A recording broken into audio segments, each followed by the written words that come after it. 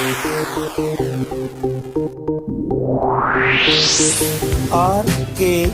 स्वागत है दोस्तों आपका एक बार फिर से हमारे YouTube चैनल RKB कैंफी वीडियोस में। पाठ्य निहित प्रश्न नंबर 5 आपका प्रश्न अधिक बड़ा है लेकिन इसका उत्तर आपको छोटे छोटे रूप में देना है। इसके लिए हमें पहले इस प्रश्न में दी गई टेबल को समझना होगा। तो आइए देखते हैं प्रश्न क्या है। इसमें कहा गया है कि A, B, C एवं D चार धातुओं के नमूनों को लेकर एक एक करके निम्न विलयन में डाला गया और इससे प्राप्त परिणाम को निम्न प्रकार से सारणीबद्ध किया गया। आपके सामने ये एक टेबल दी गई है जिसमें कुछ धातु A, B, C, D और iron sulphate, copper sulphate, zinc sulphate और सिल्वर नाइट्रेट के रूप में चार टेबल दी गई हैं। जब धातु A को आयरन सल्फेट में डाला जाता है तो कोई अभिक्रिया नहीं होती, लेकिन कॉपर सल्फेट में विस्थापन अभिक्रिया हो जाती है। जिंक सल्फेट और सिल्वर नाइट्रेट में आपकी कोई अभिक्रिया नहीं होती। इसी प्रकार से धातु B को जब आयरन सेकंड सल्फेट में डाला जाता है तो विस्थापन अभिक्रिया होती है, जबकि जिंक सल्फेट के साथ B की कोई अभिक्रिया नहीं होती। इसी प्रकार से C के बारे में दिया गया है कि C आयरन सल्फेट के साथ कोई अभिक्रिया नहीं करता, कॉपर सल्फेट के साथ भी और जिंक सल्फेट के साथ भी कोई अभिक्रिया नहीं करता, लेकिन सिल्वर नाइट्रेट के साथ विस्थापन अभिक्रिया दे देता है। अंत में आपको धातु D दी गई है जिसके बारे में कहा गया है कि ये आयरन सल्फेट, कॉपर, जिंक और सिल्वर नाइट्रेट यानी इनमें से किसी भी यौगिक के साथ कोई अभिक्रिया नहीं करता। ये आपका अब तक प्रश्न दिया हुआ था जो आपको जानकारी दी गई थी। अब कहा गया है कि इस सारणी का उपयोग करके धातु A, B, C एवं D के संबंध में निम्न प्रश्नों के उत्तर दीजिए। प्रश्नों के उत्तर देने से पहले मैं आपको इस टेबल को कुछ विस्तार पूर्वक इस प्रकार से समझाना चाहता हूँ। इस क्वेश्चन को करने से पहले, समझने से पहले हमें आपको विद्युत रासायनिक श्रेणी याद दिलानी होगी। विद्युत रासायनिक श्रेणी में आप लोगों ने क्या पढ़ा था? अगर आपके याद हो तो धातुओं को उनकी क्रियाशीलता के बढ़ते क्रम में या घटते क्रम में रखने पर जो श्रेणी हमें प्राप्त होती है उसे ही विद्युत रासायनिक श्रेणी कहा जाता है। तो ये हमारी क्रियाशीलता के आधार पर प्राप्त होती है। तो यहाँ पर जो हमें चार धातुएं दी गई हैं, धातु A, B, C और D, पहले हमें इन धातुओं के लिए भी क्रियाशीलता श्रेणी का निर्माण करना होगा। उसके पश्चात ही हम इसके जो क्वेश्चन दिए हुए हैं, इस क्वेश्चन पर आधारित प्रश्न दिए हुए हैं, उनका जवाब दे सकते हैं। तो इस क्वेश्चन में जो दिया गया है उसी के अनुसार हम इस टेबल को लेकर चल रहे हैं। तो इसमें धातु दी गई हैं A, B, C, D। फिर कहा गया है कि अगर इन धातुओं को हम FeSO4 के साथ अभिकृत कराते हैं तो A धातु इसके साथ कोई अभिक्रिया नहीं करती, लेकिन B धातु अभिक्रिया कर लेती है। उसके बाद C धातु अभिक्रिया नहीं करती, D धातु अभिक्रिया नहीं करती। इसी प्रकार से फिर कॉपर सल्फेट के बारे में कहा गया है कि जो A धातु है वो कॉपर सल्फेट के साथ तो क्रिया कर लेती है, लेकिन B के साथ इसका कोई रूप नहीं दिया, कोई जानकारी नहीं दी, तो हम ये मान सकते हैं कि ये यहाँ भी कोई अभिक्रिया नहीं करती। C के साथ कोई अभिक्रिया नहीं, D के साथ कोई अभिक्रिया नहीं। अगला जो सॉल्यूशन आपको दिया गया है वो दिया है जिंक सल्फेट का, ZnSO4 का। उसमें A के बारे में कोई जानकारी नहीं दी और B, C और D कोई भी धातु इस जिंक सल्फेट के साथ क्रिया नहीं करती। लास्ट में आपको दिया हुआ है AgNO3 silver nitrate. Silver nitrate में A और B के बारे में कोई अभिक्रिया नहीं दी, लेकिन कहा है कि C धातु AgNO3 के साथ अभिक्रिया कर लेती है और D के साथ ये AgNO3 क्रिया नहीं करता। अब यहाँ पर इस जानकारी को हमने यहाँ एक टेबल के रूप में ले दिया। अब अगर देखें तो लोहा, हमारे पास लोहा है, कॉपर है, जिंक और Ag, ये चार धातुएं यहाँ हैं, चार धातुएं यहाँ हैं। तो पहले केवल Fe, कॉपर, जिंक और सिल्वर की अगर हम क्रियाशीलता श्रेणी के आधार पर देखें तो हमें पता है कि जिंक सबसे ज़्यादा क्रियाशील धातु होती है इन चारों में। उसके बाद हमारा Fe होता है, फिर हमारा कॉपर होता है और सबसे कम क्रियाशील होती है हमारी Ag। तो इनके साथ साथ अब हमें इन ABCD को इस विद्युत रासायनिक श्रेणी ECS इलेक्ट्रोकेमिकल सीरीज में प्रविष्ट कराना है। तो इसके लिए देखते हैं, यहाँ सबसे पहले ए को देख लीजिए।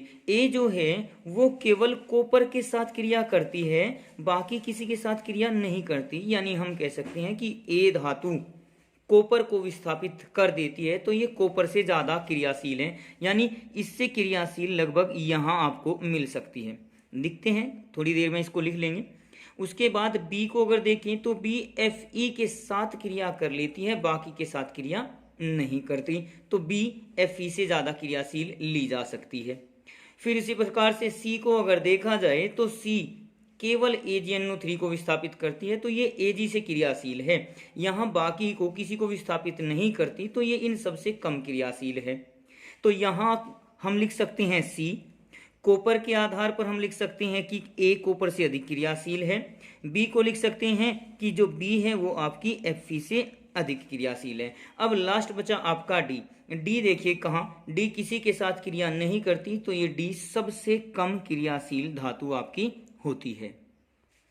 तो इस आधार पर हमने एक विद्युत रासायनिक श्रेणी इन ABCD धातुओं के आधार पर बना ली, जिसका क्रियाशीलता का घटता क्रम कुछ इस प्रकार से है कि इसमें जिंक सबसे अधिक क्रियाशील और डी सबसे कम क्रियाशील धातु है। अब आपने टेबल तो समझ ली, तो इसके आधार पर अब हम इन प्रश्नों का उत्तर दे सकते हैं, जिनमें सबसे पहले कहा गया है कि सबसे अधिक अभिक्रियाशील धातु कौन सी है। अब इस क्वेश्चन में ये पूछा गया है सबसे पहले पार्ट में कि इन ABCD में सबसे अधिक क्रियाशील धातु कौन सी है, तो हमें केवल ABCD में देखना है। तो बी धातु हमारी सबसे अधिक क्रियाशील धातु है। ये हमारा इस पहले पार्ट का आंसर हो गया। सेकंड खंड में पूछा गया है कि धातु बी को कॉपर सल्फेट के विलयन में डाला जाए तो क्या होगा। उसके बाद कहा गया है कि यदि धातु बी को हम इस बी को कॉपर सल्फेट विलयन के साथ मिला दें, बी प्लस कॉपर सल्फेट विलयन के साथ मिला दें तो क्या होगा। अब देखिए, जो क्रियाशील धातु है, चूंकि बी कॉपर के मुकाबले अधिक क्रियाशील है, इस कारण यह धातु कॉपर सल्फेट विलयन से कॉपर को विस्थापित कर देगी। यानी ये बन जाएगा BSO4 प्लस Cu। तो सीधे रूप में कह सकते हैं कि जब B को कॉपर सल्फेट के साथ मिलाया जाता है, इसमें डाला जाता है, तो विस्थापन अभिक्रिया हो जाती है। और थर्ड प्रश्न में कहा गया है कि धातु A, B, C एवं D को अभिक्रियाशीलता के घटते हुए क्रम में व्यवस्थित कीजिए। यानी केवल इन चार धातुओं के लिए हमें विद्युत रासायनिक श्रेणी का निर्माण करना है। फिर इसके बाद थर्ड पार्ट में जो पूछा गया है वो कहा है कि ABCD को अभिक्रियाशीलता के घटते क्रम में लिखना है, केवल ABCD को। तो यहाँ पर B के बाद कम क्रियाशील A है, उससे कम क्रियाशील आपकी C है और उससे कम क्रियाशील आपकी D धातु है। तो इस प्रकार से हमने इस ABCD आदि को क्रियाशीलता के घटते क्रम में लिख दिया और इसके आधार पर जो भी क्वेश्चन आपको दिए गए थे उनके जवाब दे दिए। अब चलिए इससे नेक्स्ट क्वेश्चन लेकर चलते हैं। पाठ्यनीति प्रश्न 6 के रूप में एक अगले पृष्ठ पर दिया गया प्रश्न है कि अभिक्रियाशील धातु को तनु हाइड्रोक्लोरिक अम्ल में डाला जाता है तो कौन सी गैस निकलती है। आयरन के साथ तनु H2SO4 की रासायनिक अभिक्रिया भी लिखनी है। इस क्वेश्चन में भी बहुत सिंपल सा क्वेश्चन पूछा गया है कि जब भी हम किसी धातु को अम्ल के साथ अभिकृत कराते हैं तो हमें एक तो लवण प्राप्त होता है और एक हाइड्रोजन गैस प्राप्त हो जाती है। यहाँ भी कहा गया है कि हम जब भी किसी धातु को डालते हैं तो हाइड्रोजन गैस प्राप्त होती है। तो आयरन की अभिक्रिया हमें H2SO4 के साथ लिखनी है। आयरन विद्युत रासायनिक श्रेणी में हाइड्रोजन से बहुत ऊपर स्थित है, तो कह सकते हैं कि लोहा हाइड्रोजन के मुकाबले अधिक क्रियाशील होता है, जिस कारण यह FeSO4 बना देगा और हाइड्रोजन को विस्थापित कर देता है, हाइड्रोजन गैस निकाल देता है। तो क्वेश्चन में आपके दो पार्ट पूछे गए थे कि जब भी हम किसी धातु को किसी अम्ल, यहाँ पर तो तनु हाइड्रोक्लोरिक अम्ल दिया हुआ है, लेकिन हम कोई भी अम्ल ले सकते हैं, सल्फ्यूरिक अम्ल हो, हाइड्रोक्लोरिक अम्ल हो, नाइट्रिक अम्ल हो, तो सबके द्वारा आपकी हाइड्रोजन गैस ही उत्पन्न होती है और फिर आयरन की H2SO4 के साथ अभिक्रिया पूछी गई थी। तो यहाँ पर ये क्वेश्चन भी आपका समाप्त। चलिए नेक्स्ट क्वेश्चन को देख लेते हैं। पाठ्यनीति प्रश्न 7 के अनुसार पूछा गया है कि जिंक को आयरन सल्फेट, ये बीच में सेकंड लिखा हुआ है, ये इसकी संयोजकता या ऑक्सीकरण संख्या से संबंधित होता है, इसके बारे में आप हायर क्लास में पढ़ेंगे। तो इस क्वेश्चन में दिया है जिंक को आयरन सल्फेट के विलयन में डालने से क्या होता है, इसकी रासायनिक अभिक्रिया भी लिखिए। इस क्वेश्चन में आपको थ्योरेटिकल रूप में लिखना होगा और जो आपको लिखना है वो आप स्क्रीन पर देख रहे हैं कि जिंक को आयरन सेकेंड सल्फेट यानी FeSO4 के विलयन में डालने से क्या होता है, रासायनिक अभिक्रिया लिखनी है। तो विद्युत रासायनिक श्रेणी में जिंक Zn आयरन से ऊपर स्थित है, अर्थात जिंक आयरन से अधिक क्रियाशील है। इसी कारण जिंक जस्ता आयरन सल्फेट लोहे के सल्फेट से आयरन को यानी लोहे को विस्थापित कर देता है और इसकी अभिक्रिया यदि आपकी Zn plus FeSO4 equal to ZnSO4 plus Fe।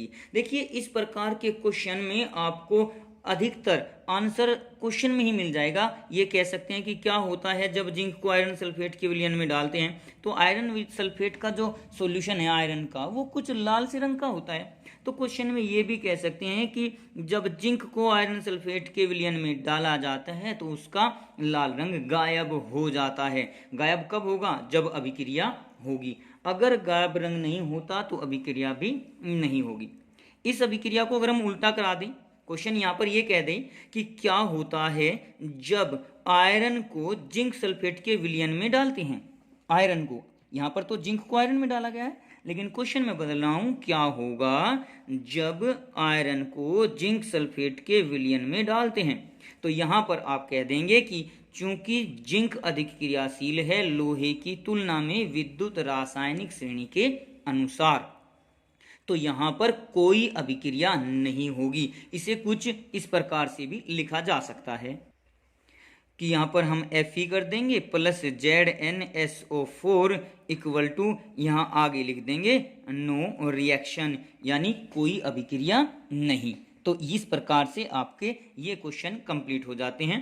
तो आज की वीडियो में हमने आपको कुछ क्वेश्चंस कराए गए हैं, इसके बाकी बचे हुए क्वेश्चन जो हैं हम आपके लिए नेक्स्ट वीडियो में प्रस्तुत करेंगे। तो आज की वीडियो के लिए आपका धन्यवाद।